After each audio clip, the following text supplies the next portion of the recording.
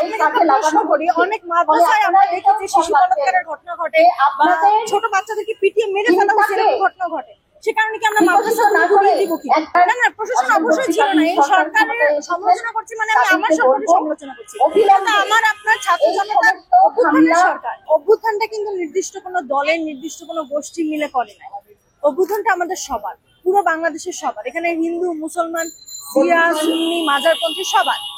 এখন এইটা যদি আপনি আমাদের অভ্যুত্থান যদি অস্বীকার করতে না পারেন, তাহলে আমাদের কোনো নির্দিষ্ট দলের থেকে একটা নির্দিষ্ট গোষ্ঠী শুধুমাত্র এই অভ্যুত্থানের ফলভোগ করবে তা তো হতে পারে না। এই মাজারে আমরা দেখতেছি যে হামলা চলতেছে, এই হামলাগুলো আসলে আলটিমেটলি সেই স্বৈরাচারের হাতই শক্তিশালী করতেছে, যাকে আমরা অভ্যুত্থানের মধ্য দিয়ে নামাইছি। তার কারণ তারা দেখাতে পারতেছে যে দেশের সাম্প্রদায়িক অবস্থা খুবই খারাপ, দেশে হচ্ছে গিয়ে উগ্রবাদী দল ভরা। কিন্তু এই জায়গা থেকে আসলে আমরা যদি এই অভ্যুত্থানকে বাঁচাতে চাই, আমার মনে হয় যে মাজার বা যে কোনো ভিন্ন হচ্ছে গিয়ে মতাদর্শী ভিন্ন দল সবার কথা বলার স্পেস তৈরি করতে হবে, তাহলে হচ্ছে গণতন্ত্রটা প্রতিষ্ঠা করতে পারবো। তা আমরা হচ্ছে আজকে দাঁড়িয়েছি যে মাজারের যে হামলাগুলো চলতেছে তার বিরুদ্ধে আমরা চাই কেউ কারোর উপর জুলুম করবে না, জোর করবে না। এই বাংলাদেশের সবাই তার তার বিশ্বাস নিয়ে নিরাপত্তায় মানে বাঁচতে পারবে।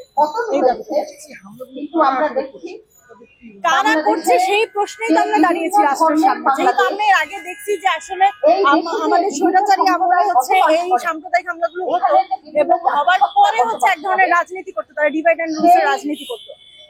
তো এই রাজনীতিটা যাতে আসলে না করতে পারে, সে প্রশাসন আসলে যাতে এই ব্যাপারগুলো সচেষ্ট থাকে, সেই ব্যাপারে আমরা আসলে দাঁড়িয়েছি। এই দায় সম্পূর্ণ প্রশাসনের নিতে হবে এবং তাদের কাছে আসলে আমাদের দাবি। না না, প্রশাসন অবশ্যই ছিল না। এই সরকারের সমালোচনা করছি মানে আমি আমার সরকারের সমালোচনা করছি। আমার আপনার ছাত্র জনতার অভ্যুত্থানের সরকার, এটা আত্মসমালোচনা। আসলে এই আত্মসমালোচনার জায়গা থেকে আমরা মনে করি যে আসলে আমাদেরই এই মাজার বা মন্দির বা সংখ্যালঘুদের নিরাপত্তা নিশ্চিতের জন্য তাদের পাশে দাঁড়াতে হবে। আমাদেরই নিজেদের সবাইকে সেই জায়গা থেকেই দাঁড়ায়। আমি আপনাকে প্রশ্ন করি, অনেক মাদ্রাসায় আমরা দেখেছি শিশু বলাৎকারের ঘটনা ঘটে বা ছোট বাচ্চাদেরকে পিটিয়ে মেরে ফেলা হচ্ছে এরকম ঘটনা ঘটে। সে কারণে কি আমরা মাদ্রাসাগুলো ঘুরিয়ে দিব কি? নাকি সেই অপরাধীদেরকে আমরা বের করে বিচার করবো? মাজারে যদি কোনো অবৈধ বা অনৈতিক কার্যকলাপ চলে তাহলে সেইটার বিরুদ্ধে আপনার ব্যবস্থা নেন। কিন্তু তাই বলে একটা গোষ্ঠী যাদের আসলে একটা শান্তির জায়গা, একটা আস্থার জায়গা সেই মাজার, সেই জায়গাটাকে তো আপনি আসলে মানে আক্রমণ করতে পারেন না, ভেঙে ঘুরিয়ে দিতে পারেন না। এটা চরম ধরনের অপরাধ। তাহলে অপরাধীকে আমাদেরকে বের করতে হবে। কিন্তু আশ্রয়, এটাই তো হবার কথা ছিল। যাদের আশ্রয় নাই, যাদের মাথার উপর ছাদ নাই, তাদের তো আসলে মসজিদে ঘুমানোর কথা ছিল। তাদের তো আসলে মন্দিরে তারা মাজারে সবাই তারা তো তার সুরক্ষার কাছে ঘুমাবে। মন্দির বা মসজিদ তো তালা মেরে দেওয়ার জন্য মানে আমরা টাকা দিই না বা জনগণ টাকা দেয়, মানুষ টাকা দেয়। এই জায়গাটা হচ্ছে সবার ঠিকানা নাই। তো মাজারে যদি কেউ আশ্রয় নেয়, সেখানে সে যদি দিনের পর দিন থাকে, ইবাদত করে, প্রার্থনা করে, তাতে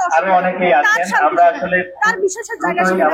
কোন অধিকারে বলে আরেকজন বিশ্বাসকে মানে ঠেঙিয়ে তুলে দিতে পারেন সেটা আপনারা যদি বলেন যে সেখানে কোনো অন্যায় কাজ হয়, আমি বলবো যে অন্যায় কাজের বিচার করেন, কিন্তু কারো বিশ্বাসের আপনারা আঘাত করতে পারেন না। মাথা ব্যথার জন্য তো মাথা কেটে ফেলার সমাধান না, কারো বিশ্বাসে আঘাত মানে এই দেশটা তো সবার একটা ধর্ম, একটা ধর্ম মাত্র 3 জন আছে, আমাদের যে অন্তর্বর্তীকালীন সরকারের উপদেষ্টা তাদেরকে অনুরোধ জানাবো আমরা মেজরিটি বলি এখানে তো আরো অনেক বেশি জনগণের সাথে আপনাদের ডায়ালগ করা উচিত। সেই সমস্ত জায়গায় আপনারা ব্যর্থতার পরিচয় দিয়েছেন, আমি বলবো ব্যর্থতা। 1 নম্বর পরিচয় আপনারা দিয়েছেন জননিরাপত্তা নিশ্চিত করতে পারেন না। আজকে 1.5 মাস হয়ে গেছে, এখন পর্যন্ত বলে দেবে আপনারা কোনো প্রশাসনিক জায়গায় আপনারা সফলতা দেখাতে পারেন না। কেন আপনারা ব্যর্থ হয়েছেন সেটা আপনারা জনগণের কাছে পরিষ্কার করেন। আমরা আপনাদের দিক থেকে আপনারা সেই আহ্বান চাই।